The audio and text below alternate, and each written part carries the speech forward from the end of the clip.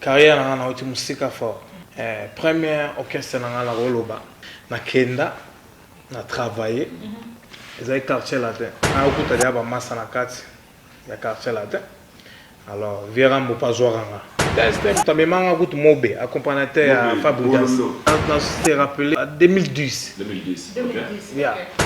Ils ont eu le moment où il y a un orchestre de Cindy. Aïman. Ça fait moi bien mon On a collaboré le roi. Collaboré en fait. On a mis ça là quoi. Net musicien ni na congolais à Afrique. Musicien baza ba Tiboyoko. Bien là. Ba bien là. Est-ce qu'on doit reconnaître ba musicien congolais oyo ba yemaka bien. Ah mais ba comment on a to ebsinga na ibango den. Wa lukuta mabete mais na bi jeune moko o lobi on a Ridi. Hein? Ridi wa za na Yoville. Ya, yene na ebi parce que bien là. Tiens na ebi. Quoi c'est mon Kevin? Donc on s'est dans le roi na moto. Parce que tina manager na ngana ebi na bien ngana no. Fali. Bien ngana vena so fali. Abayote. Ayambate ngate manager na yango lo manager. Ba mise congolais vraiment na mutu mote. Obo so la premier. Non. Mais des matchs mon le conseil héritier wa tanade. Solana héritier. Non koyoka yo na ebité ba bola na biso. Monde entier bola na biso. Il y a des gens au bako traité que non aux anglais. Est-ce que Bonjour, bonsoir chers internautes, fidèles téléspectateurs, vous qui nous suivez de partout à travers le monde. Nous sommes bel et bien en Afrique du Sud et précisément dans la ville de Johannesburg avec votre émission First Class. Nous avons regardé le Benabino qui est la minute 3 non Sebino.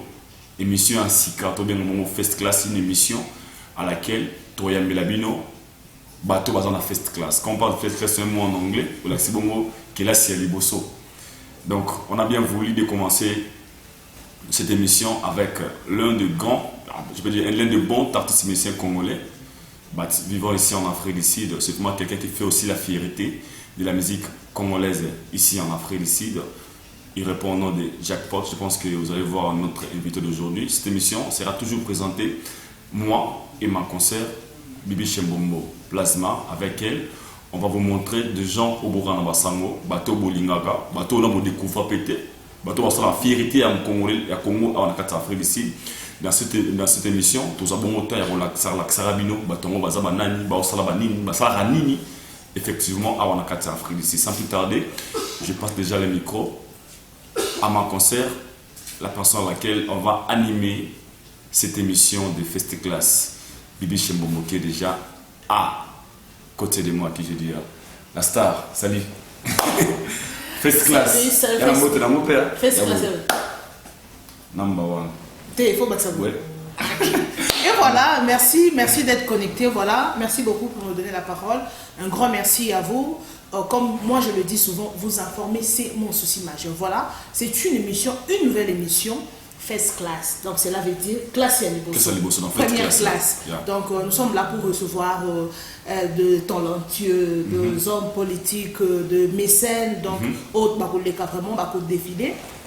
Une émission où vraiment tout partager ensemble et surtout en Afrique du Sud parce qu'il y a des gens au bazar et belé par-ci bazar dans la police mais la jackpot bazar na bango bazar la musala mais pour tout ba découvrir bon ça va découvrir mais dans cette émission en tout cas ensemble First Class donc ça là que pour découvrir vraiment ba talentueux au bazar vraiment dans boka na biso mais en lelo vraiment to yambeli bino jackpot un artiste musicien au asara musala bien vraiment. Tout au long de cette émission, vous allez découvrir, nous allons parler de tout et de rien dans cette émission.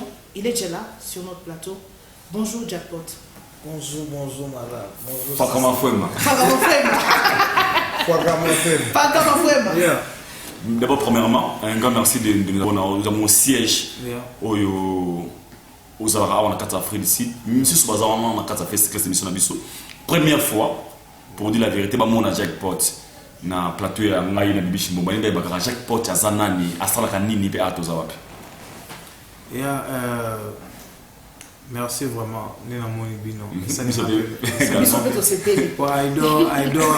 do abenganga fort mais vraiment trop busy na busy fort. Alors moi comme on a Jackpot na congolais, je suis l'enfant de Congo vraiment. Congolais alors en Afrique du Sud. La salle house musique en Afrique du Sud. Alors la bête en ming na artiste sud-africain alors vraiment ils ont DJ. DJ DJ EVK, ma police, ma professeur, on travaille là-bas. Voilà, on a battu au travers de Bango. Alors, tout ça pour ça, on relate en quelques lignes, en 31 minutes, parcours il y a Jackpot. Parce que ça n'a pas tout sous premier, il faut pas découvrir dans l'émission de First Class. Est-ce que vous relatez qui est Jackpot? Jackpot est vraiment nani. Ok, merci vraiment. Jackpot, c'est un gars, un artiste, on a Makila, jeune artiste, Makila. Alors, carrière on a eu musique fort, on a eu très loin. Premier orchestre on a la Roloba, premier orchestre on a vraiment na beta na Kenda, on a travaillé. Ils avaient quartier latin. Wow. Kofi Olomide. Oh. Ok. Très intéressant. Quartier latin Kofi Olomide. Alors na lekaka ba sewa na ngai nsingankufu na masa wa longa pa fali popa na komena. Pas animateur. Équaliseur. Équaliseur. Nga nsingankufu équaliseur na quartier latin. Alors nga okuta dia ba masa na kati ya quartier latin. Alors Vierambo pas zoaranga. Azunga vraiment na salle test mutamemanga butu mobe accompagnateur Fabrice. Na meminga salle test via zunga. Ba c'est on peut tout ça qui vraiment fort na ba session média la gros on m'a chumbo quand on photo na vie ils arrivent vraiment ils arrivent na ba 2000 ba 2000 ba 2015. Non ba 2015 ils arrivent ba sur la cause ce qui n'a se rappeler goza ba 2000 à 2010. 2010, ok. À 2010. On a qui? Et on a qui? Il n'y a pas vieux test. Il vient jouer na parler na. On t'a mangé un mobile. La salle paye, ba plan, on vient passer peli. Oh, c'est un abisso. Elle est au stade de jouer. Le sunga biso de l'eau, on a pas tout comprendre. Tout comprendre via Zoga et toi Zoga yote. Na la artiste. Bilona, et l'eau bango na una salaga izala. Cindy Aïma. Oh, ok. Après que l'on a eu. Pendant où me l'a vraiment dit. Na waleka na volo walwa na elelo. Vers l'hôpital na zuyo. Après na épée ba répétition zagité ba c'est on a répétition zagité. Ba c'est on zaga via dans ba concert trop. Azunga sko mutasika sko ba concert trop. Via sko atina ba message. Na ba chomo pas ba artiste. Tu le message Jackpot yaka qualifié soit tu le message te alors bah c'est on a peine à côté sika na boyate na baozo ma temps au travail pour avoir bien sangate alors azunga déjà mais pas conseil d'agito moi parce que na ya izagita après ka ça les gars ba 2 semaines ba 1 semaine na ya Afrique du Sud. OK. Na moraton via zoringa na bia rien na artiste mais tu peux nous rappeler et le moment où on a communauté on a quatre paroles olobi ils ont le nom ya na open orchestre mais Cindy Aïma go rappeler ce mot le qui avant trop ta CG Maya pa vingi mo pa pa tongi mo pa pa zeki mo pa mama bololo atabalobi ya ko sala ngavinga ya ko sala otonga hello dala wadi kama kaisi ngabe mopawa lo bagi mingi mbagadaga mba bagoba lo bagi mingi bakuli bango bagi le gramo pawe pa simaye mando wow et bita na bona buguma Kofi Olomide je me souviens wow si vous avez un équalisé ils avaient ramboé. Félicitations. Donc, etika donc. Etika non mais on déclare peut-être. Parce que ça va tout sous les créer petit OK pour ça peut capable que déclarer peut-être. Mais bah c'est vraiment des gens qui a fait ici. Donc tiki non. Na yo ko ngap na kamwa. Alors qu'est-ce qui a fait ton départ dans le quartier latin? Ya olongwa. Bah benga na yo. Yo mo s'est retiré parce qu'apparemment période où on a vie Azaki un peu busy. Donc mec est busy, l'équipe trop donc il n'a pas vraiment le temps pour toi. Vers Zwinga il va être trop busy, il y a pas concert acoustique. et puis au concert en plein air des acoustique bablo mo ya fête ya trop na mo fléri alors tant on a vu comme mo ba ben singa ba binanga te yo il faut que en Afrique d'ici OK masana mo wa muluba Hervé Bingo ya Hervé Bingo habité il faut d'Afrique d'ici faut tout dans la campagne mo kula on a cadre de musique il y a musique et Simba pour na yo fort la musique congolaise fort donc on préférait non côté quartier latin aux orchestres et monene OK en Afrique du Sud pour baso lukayo mais quartier latin voilà ba artiste on appelle un artiste quartier latin va nzambe aujourd'hui si le temps d'adapter départ en ayo peut-être pas Koffi Olomide aujourd'hui au regrettar un autre ba qui se peut sauter au sein du groupe Koffi Olomide ça va être différent na aux alelo na regrettar un autre mais na sepelara fort na zo maile mo na regrettar un autre mais na zo ka maile mo bien pas vieux ka ko sola na vega pour na une semaine na ko travailler na la guitare na zo maile mo alors na regrettar un autre. Mais aujourd'hui, en parlant de jackpot, si je comprends bien, Oza de Moumbalobiara, Oza parmi les artistes musiciens congolais, on a Roloba, Oza la fierté de la musique, na biso na carte Afrique d'ici pour dire que il y a même des gens qui surpris sur les Oza congolais, bah kamwaka. Mais quand on a au qui ou dans la quartier latin, ming babé surpris ah, on met un papa Koffi mais oya awa, on l'attend pour ce moment. Les gens se découvrent, na c'est pas image de ton monde wana, et comment on ming na jar la musique sud-africaine. Qu'est-ce qui a poussé que le fait qu'on ne pas Koffi Olomide, peut-être que les gens s'attendaient, oui, il y a beaucoup de tout le monde avait pas concert, dans la musique congolaise, dans la musique congolaise, au Kimi peut-être au Kimi musique qui va en avoir plus de la musique congolaise, au Kimi bandila ba house music. Qu'est-ce que ça motivé à aux là aux musiques aux métal.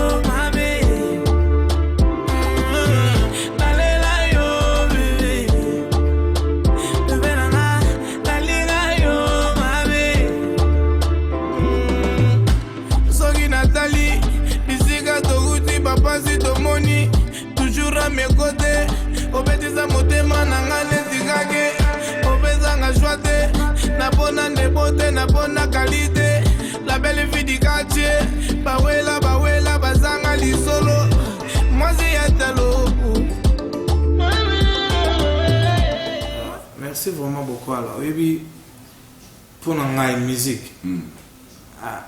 Musique on a ça, banane在那Congo. Na ba rêver ma musique typique. Na ma rêver musique typique. On monige na bimate na ki. On a ba rêver ma musique typique. Parce qu'on arrive à musique typique. On a bima. Na bimlanga bimlanga partia ki. Mais ce qu'on arrive à en haute, na ba rêver ma musique na ngamongo. Mimi na ba velo quoi. Moni, abeta blo na pour na ti guitare. Sur guitare on arrive vraiment na beta alors musique on a ba hoyo Congo. Attends on a gagné un quartier là-dedans. Ni na bois que là. Na kena lo animateur, mais ni na bois que là na veramba. Oh, vraiment. Quoi animateur là? Parce que ayo kanga na ndenge moko boye. Moni, ko bois ka ndenge ndenge animateur. Non. Parce que ndenge moko alors na ye awa to na ya na okuta musique na nga. Ayo ba flow music ya. Ba house music, type house. Umba. Na yoga musique mobo, na yoga ba musique mobo. Na yoga musique mobo na nga mobo, mais ça nga bien. Donc on s'est retrouvé na kati ya pona. Ah, musique na nga mobo. Na kimi mbamo.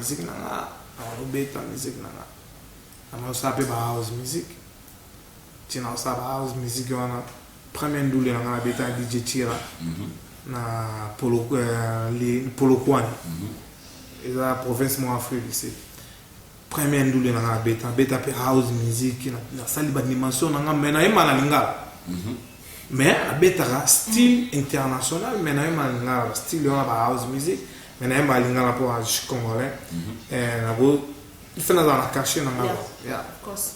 Yeah. Voilà, I don't voilà, sorry. Relax.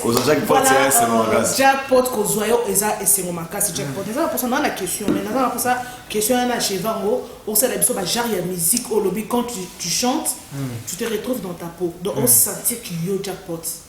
Toi pour ça ba savourer moi le roi. Moi flash moro ya moi nzembo. Pas savourer le roi. Quand tu chantes, on sentit vraiment un jackpot. Ça limite pas alimentaire. Ce que tu dis à boire, au moins quand se sentir à l'aise. Ce que jackpot, mais c'est pas du jackpot. Lentement ouais. Ah moi à plan enébé. Mais c'est mon bon autre. Et ça là on est en Afrique du Sud. Oui ça va en Afrique c'est that thank you mama. Thank you mama. OK. Mais là ma mère, talika maman na bila talaka mukilio za maman. Et yo rané c'est papa wemba ko pour aller l'appeler maman fort. Maman est fort. Maman yo za maman talaka yo number one. Surtout que number one first lady. Si muta manquer yo neto la si muta manquer yo fort. Maman au télé. Alors ouais. Maman na imanze mo ya maman après na yo yemba sunze mo ya orphelin.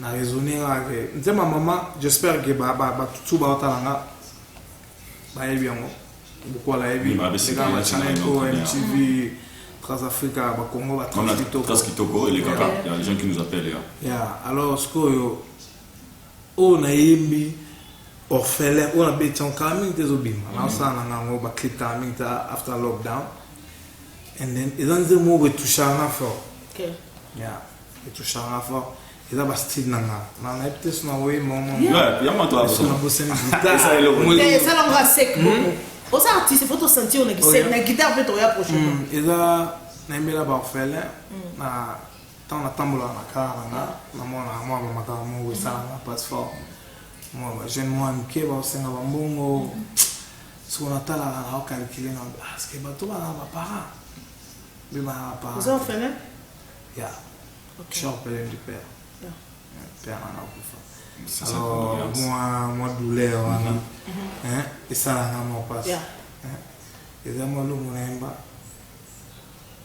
bana papa kindai atika biso na mama bana mama fai atika biso ba orphelin bato ba omigo se kapiso biso na mawe bato ba gomi kofinga biso biso na mawe bana papa ya kenai tutikala ba orphelin bana mama ya mufai tutikala ba orphelin bato bakomi kozela biso mama anzambe bato bakomi kokanga biso banduki anzambe tielele papa kenai mama ya kenai ya c'est le mot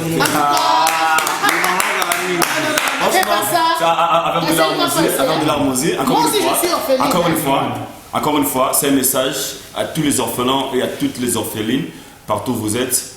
Babibana papa Kenda Tika Biso na Mawa. Nous sommes tous des orphelins de père. Là, également, je pense à mon papa qui est Tika Biso depuis des années et surtout également mon papa aussi. Mon papa Tika Biso vraiment. Jackpot. Et là, on se retrouve vraiment dans ton commun dans Afrique. C'est directement, on a vite compris. Moi également, je me suis retrouvé.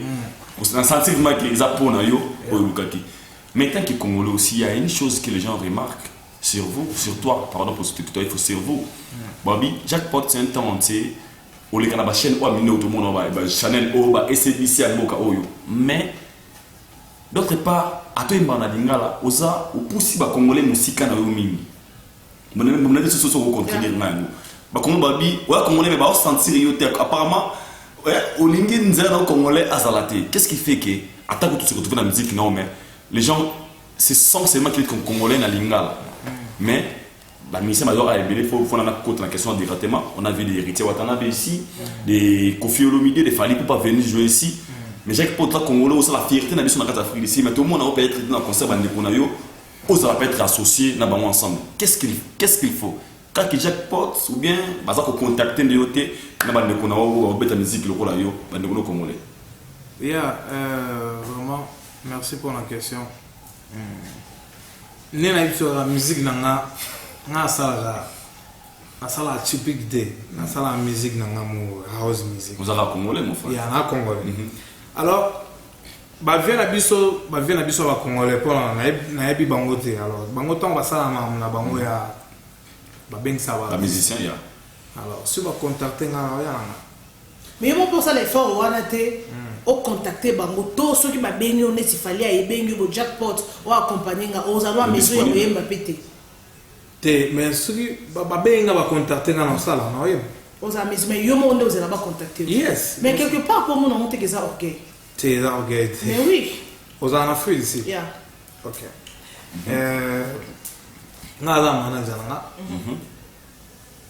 Vous avez un manager pour le français, un manager na company. Compagnie. Na company oyo basinyanga. On prend. Alors na go ça ilo moko te dehors bango. OK. Moni. Alors bango ne basala nga. Suna za boy. Eza bango. Alors il faut na respecter bango ba oloba.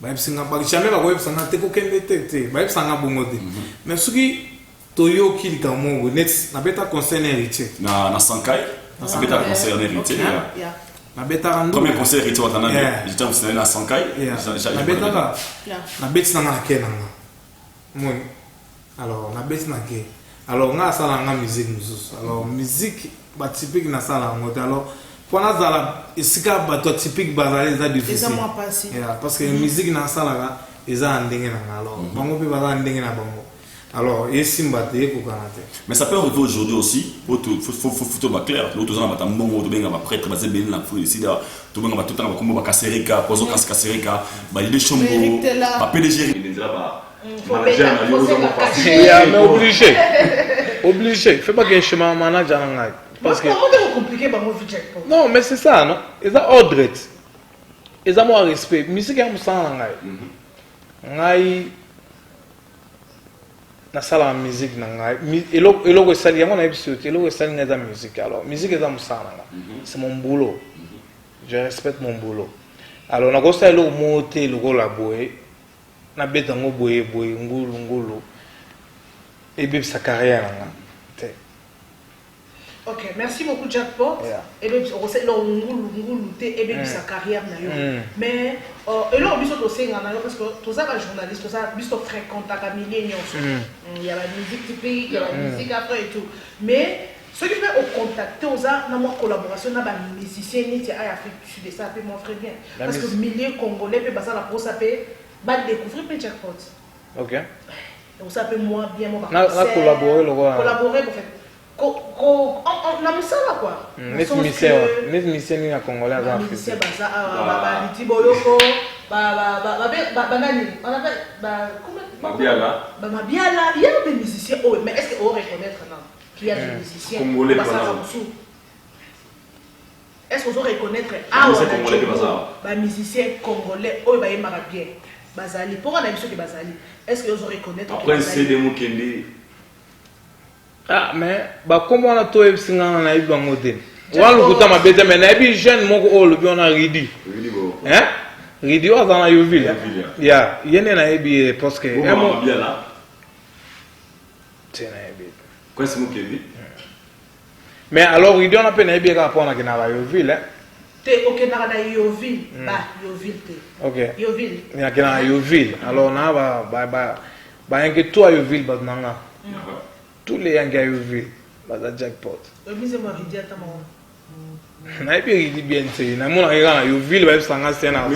beaucoup pour la question. Là, pour vous également. Maintenant, quelles sont les relations des jackpots avec les actionnaires congolais au Congo? Quelles sont les relations où les jackpots revenus aux musiciens, aux journalistes au Congo? Je suis bien avec Mike Lokamba, c'est tellement de jackpot. La relation où ça sera toujours bien dans les musiciens congolais au Congo. Et un acteur congolais, ah, mais les musiciens congolais vraiment. Non, non, non. Mais les gens qui ont le conseil héritier, la Solana héritier. Mais la conseil aux Alaka. Ils ont un conseil de bien singat. La paix va bien sangana. Non, il y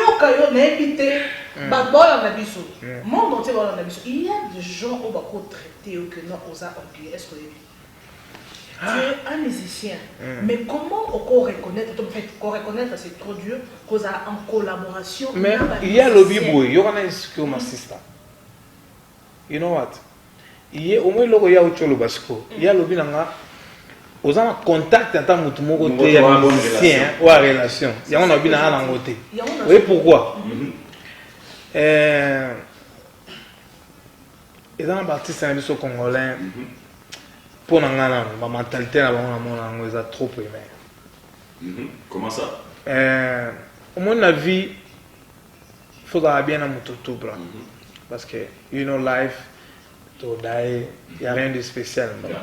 Combien de gens viennent à die, tirer, belé, ou to misem, ou misa pour moi, ou alors, trop d'orgueil.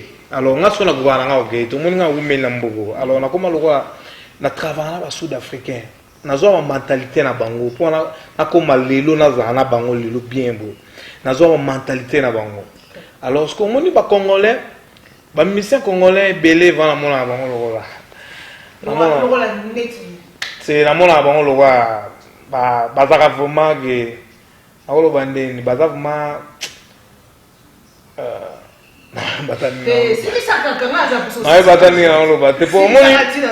omoni na mokili nga kobenga idots idol nene mon frère nene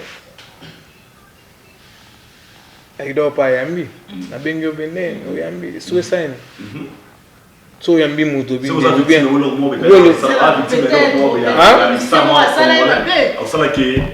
te nga te manager nga ya manager nga poste tina manager nga na ebise na bien nga nono bien nga no vient so fali mais ayamba te nga te manager nga yango lo manager abokisa manager nga yo moni na ebite so abokisa manager nga ebise nga ke abige mais na benga ne jawo yamba te nga bi okay ba mais puis ça qui peut viser. Il y a un soit tu vas envoyer le texto bien au salamon. Il y a un peu texto. Mais aujourd'hui, chaque pote, on comprend les artistes classe, on a besoin de découvrir ce qui est in l'artiste. Donc, les endroits où il y a le solo, ils ont une mission, ils ont un talk show, du solo. Aujourd'hui, étant qu'artiste musicien congolais, déjà j'ai dévoilé le secret. Dans le disque de Mamikolo, ils ont un défi tiré à ma casse au sein grand. Il y a la musique sud-africaine.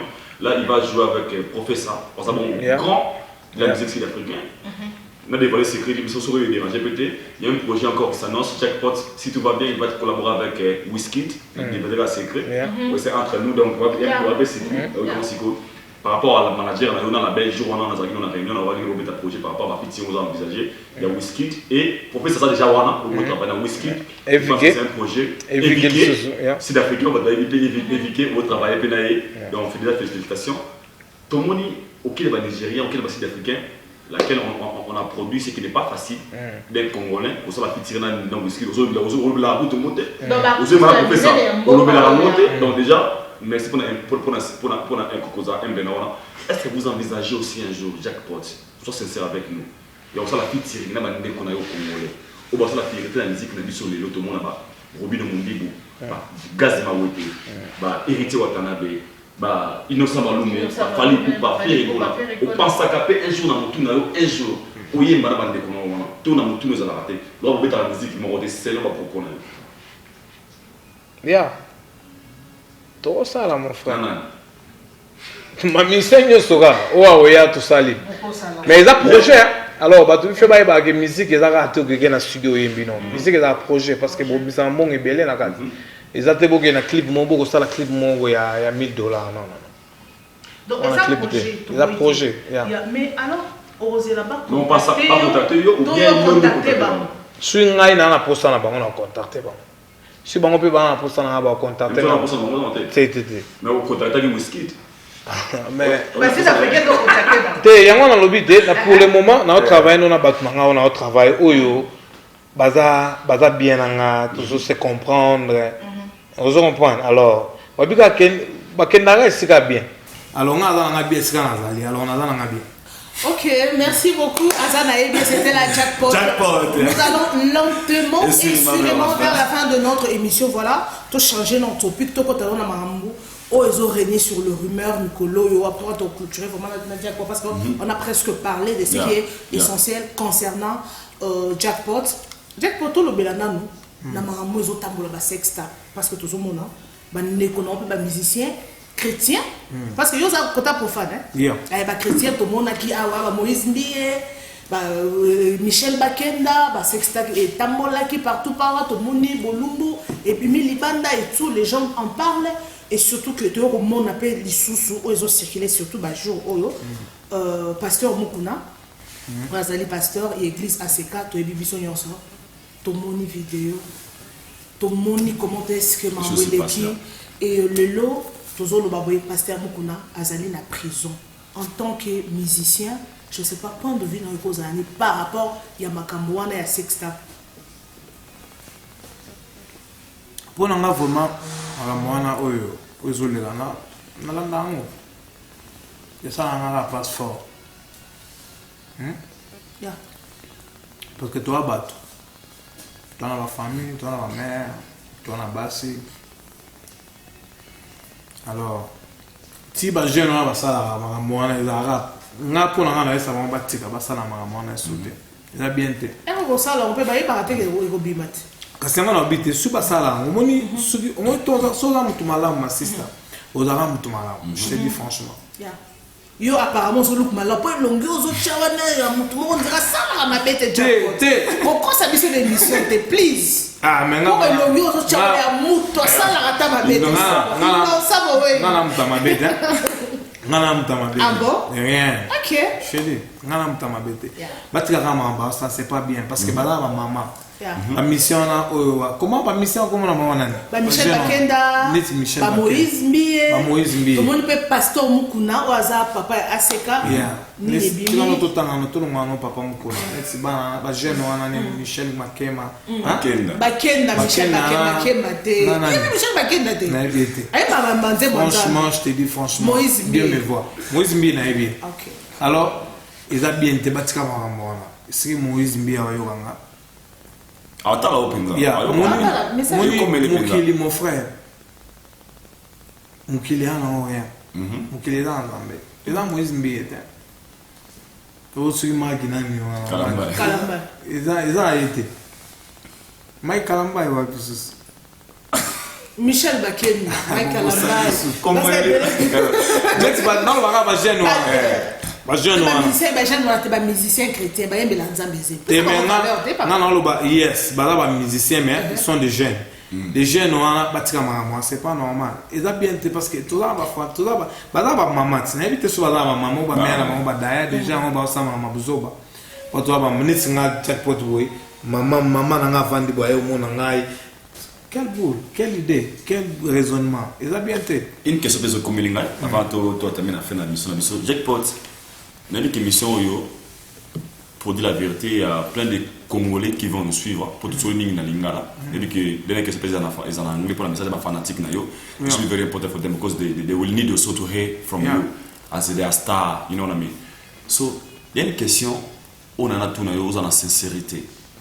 Les lois boss, parce que c'est pour moi très important.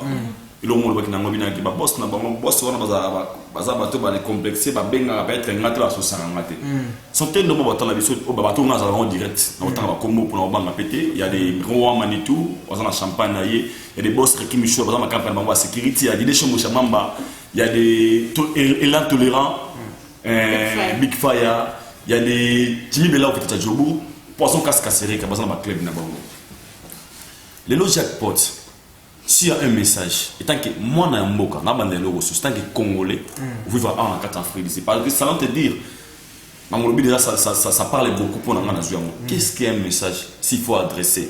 Na baton na tangeli wana obiso benga ba boss. Baton ba banane. Baza ba prêter. Ba prêter. Ba sala ni. Na ma musique. Baza ba mécène. Parce qu'on parle de musique. Baza ba mécène.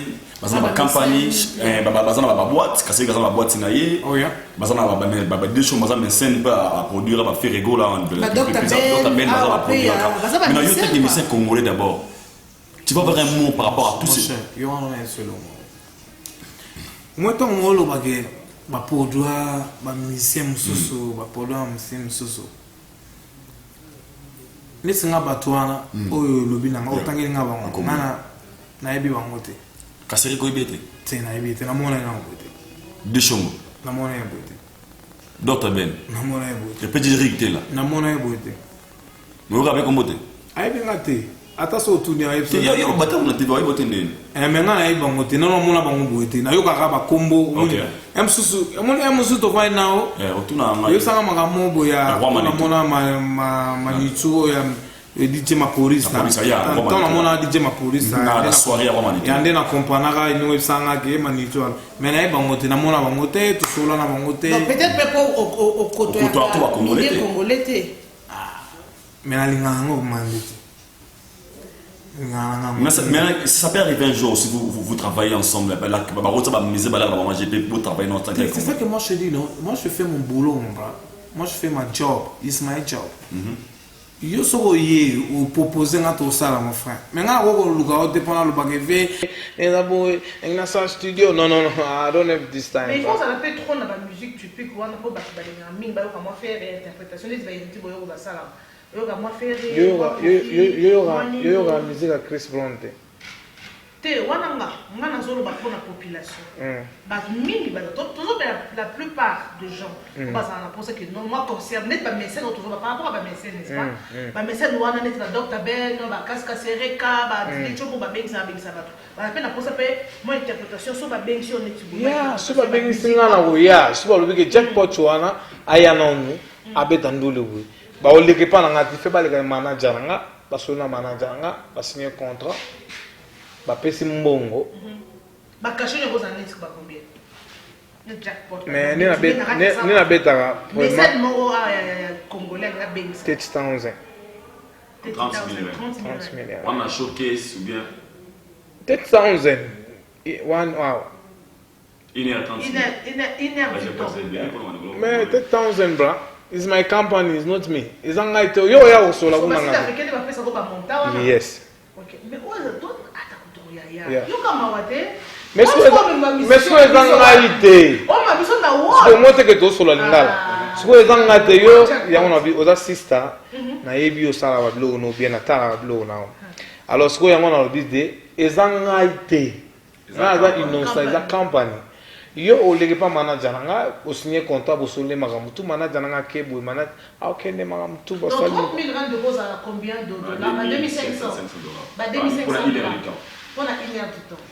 Thank you so much. Je pense que Biche Momo, après un petit peu clôturer notre parce que la femme, Jackpot, you are from Congo DRC, but never forget that you have also fans from South Africa, from Zimbabwe, from everywhere right now. They're watching us all over the world where they are. So if they're like a message, that's what Jackpot want to tell all those of you, those from South Africa, from Zimbabwe, from Lesotho, maybe they don't understand English right now. They're like we need to hear from our brother, from our singer, Jackpot.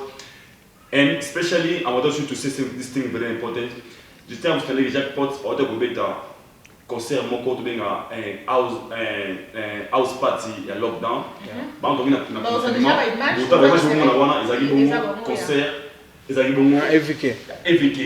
Donc il y a qui to being a lockdown house party. Donc, un grand artiste sud-africain va performer pendant qu'on était à la maison confiné.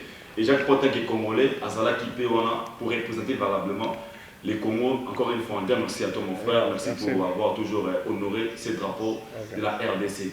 But there are so many people right now to watch. Some people they told you as a Gaspar Noves. I received so many calls. Some people they said that this guy is Gaspar friends or this Gaspar is from Congo. Some don't even believe you are from Congo. But right now, the way we did our interview, they're heading God now to understand. They believe now you are from Congo. So if you have the message that we can tell all your fans right now, all the viewers they're watching us right now from South Africa, from Lesotho, from Zimbabwe, from Nigeria. No, just tell them right now? Just say Africa. Africa, okay. Yeah. From Africa. Africa, yeah. What can you tell them right now? They know me. Yeah. My name is Jackpot. You guys, you know. Yeah, I'm just saying something like I love my people. I love South Africa. I love Africa. I love DRC Congo. I love my people, and my people love me. You know. They love you so much. I know that. I'm telling you. Somebody thought you are Gaspar Noves. They always say that. Yeah, because it's my guy, Caspar, Professor Maporisa, Davido. Yeah, Davido. I thought you. I know. Yeah. I saw Davido. Yeah, that is my guy. We're talking nice. We have time. Yeah. I saw one video that you posted last time. We have time with them. We enjoy life, bro. Yeah, I know. Yeah, but I'm good. I love my people.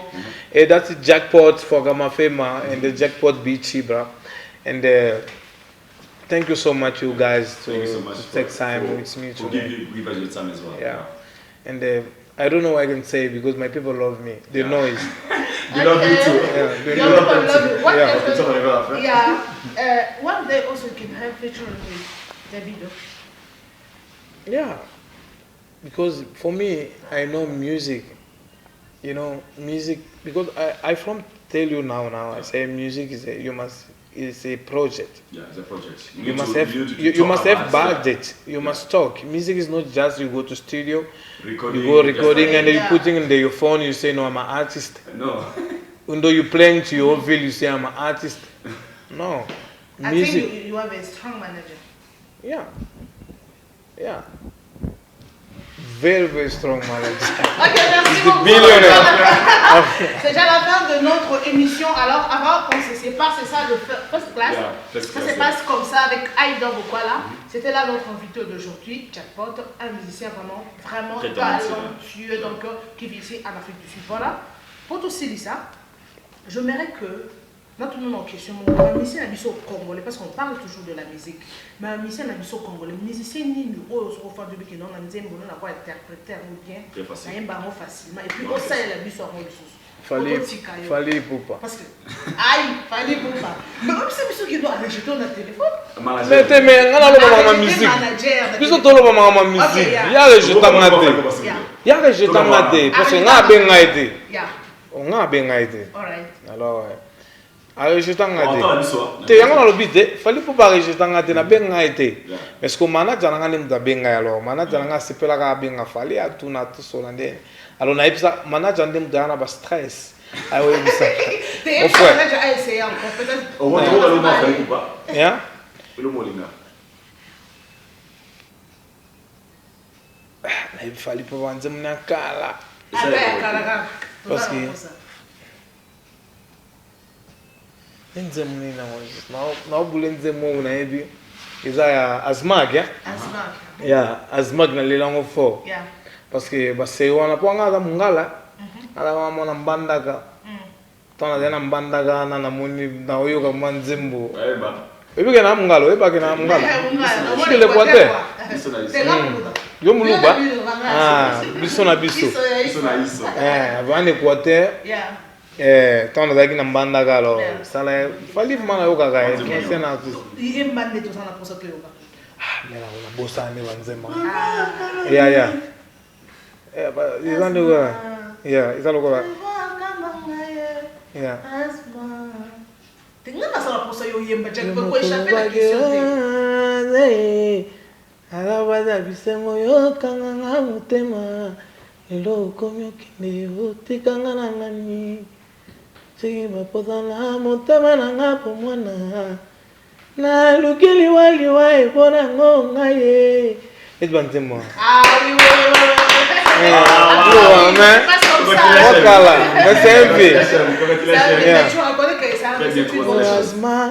Zelata tongo etana, pongo yokende.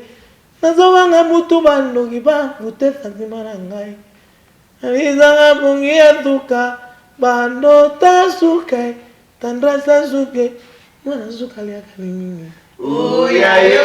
Yeah. Ok, bien. Une question, comment nous sommes arrivés c'est une émission, tout le monde il y a tout la réalité. Tout sauf rien. Jackpot, vraiment fait moi. Jackpot, aujourd'hui, Innocent Balomé, tout sur l'atmosphère. On sait c'est que photo qui m'a demandé des questions en maille. Aujourd'hui, êtes-vous conscient d'avoir des générations montantes aujourd'hui dans la communauté? Il y a Gaz Mawete, Gaz Fabulos et Innocent Balomé. Pour ça, des clarités à moi qu'on a vu. Vous pensez aussi pas un jour, bah, Jeanne n'a vu sur la paix, on fait la Jackpot. Est-ce que les appels moi vision un jour pour tout camarade nous la question? Gaz Fabulos, Gaz Mawete et Innocent Balomé. Yeah, il y a un problème ça. Mais bon, on fait bayande. Nega ba kendara, il fait bayesus. Non, il faut bayande. De mais je sais pas, nga go dans la projet na ngai. Mais nga za ce qu'on a posé en côté. Ah OK. I don't know. Te, sko is that ready for that. Yeah. Nga na go lo ba buena go lo ba no manager. You know what? Na posa ifuna beta na Innocent Balomé. Gaz Mawete. Innocent Balomé. Gaz Mawete. Nani? Gaz Mawete. Na yo ka go mo wana. Mais ce que musique, na lo ba ndenga musique on a linga ka Innocent Balomé. Alors na yo ka hygiène on a ba Gaz Mawete sui ya za musicien congolais mais ce que na musique on a na yo ka alors tu vois na kepe na boîte mo boy na yo kepe musique mo na yo kepe musique ezo beta. Alors ils a Innocent Balomé.